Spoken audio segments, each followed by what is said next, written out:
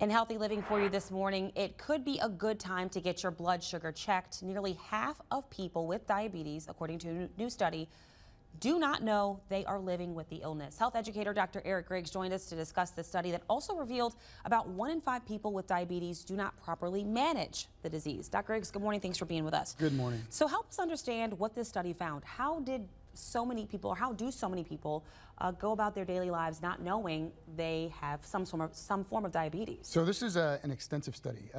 In 204 countries, they looked at the literature from 2000 to 2023. And what they found is that 1 in 9 people globally have diabetes. What the trend is, it's particularly for people 35 and younger. They're not encouraged to check their blood sugar. It's not, you don't know unless you check.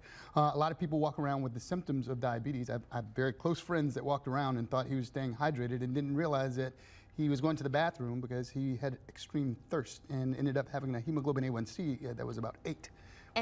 I'm sorry, go ahead. I'm sorry, whereas normal, you want it less than 5.7, and diabetes, pre-diabetic is 5.7 to 6.4, and 6.5 is hemoglobin A1C. It tests your blood sugar every 3 months, is considered diabetic. And your friend's was at 8? As at 8, and he didn't know it. And so your friend had he was having to go to the bathroom frequently. What are some other symptoms that might indicate people might need to go have a serious conversation with their doctor and maybe get some testing done? Excessive hunger, excessive thirst,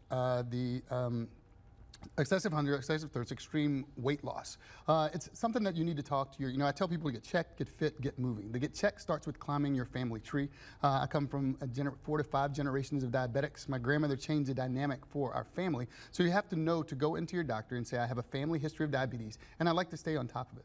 And then, of course, if you are diagnosed with diabetes, managing it is vital. Yeah, managing it is essential, and there are so many tools out there. You can go from diet and lifestyle modification, but if you're told that by your doctor, ask exactly what does that mean. Now, doesn't mean that, oh, I'm going to start taking a walk every 3 days.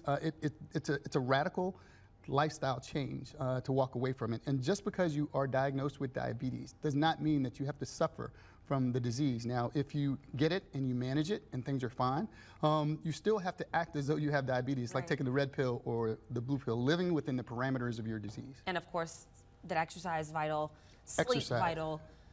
All those things, especially in a more sedentary world. Shopping around the perimeter of the grocery store, staying away from your processed and ultra-processed foods that might have hidden sugars. But most importantly, talking to your doctor and understanding this disease and understanding that it's not a death sentence. All right, Dr. Griggs, thank you so much for helping us understand what that study found and hopefully alerting people to go have some serious conversations with their doctor and their families. We appreciate your time this morning. Thank you.